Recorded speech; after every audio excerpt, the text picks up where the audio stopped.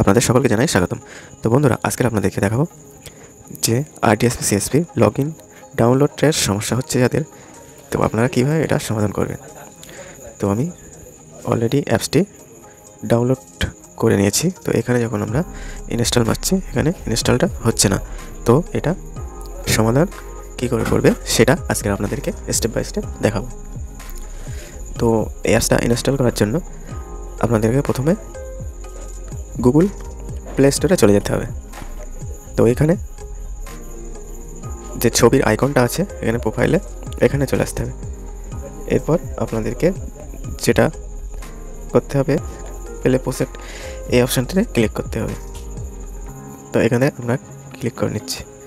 তারপর এখান থেকে আপনাদের যে সেটিংসের অপশানটা আছে, এখানে যে সেটিংসের অপশানটা আছে সেটিংসের অপশানটাতে ক্লিক করতে হবে। তো আমি সেটিংসের অপশানটাতে ক্লিক করে নিচ্ছি।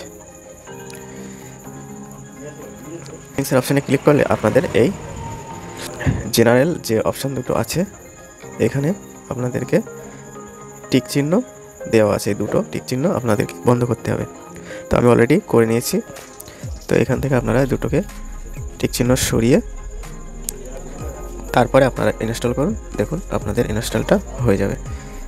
এখান থেকে আপনারা যখন ইনস্টল করবেন ইনস্টলটা হয়ে যাবে। তো আমি অলরেডি ইনস্টল করে তারপরে ভিডিও বানাচ্ছি, এর জন্য আপনাদেরকে পুরোটা দেখাতে পারলাম না। তো আপনারা এইভাবে করলে অবশ্যই আপনাদেরও কাজটি সম্পূর্ণ হবে।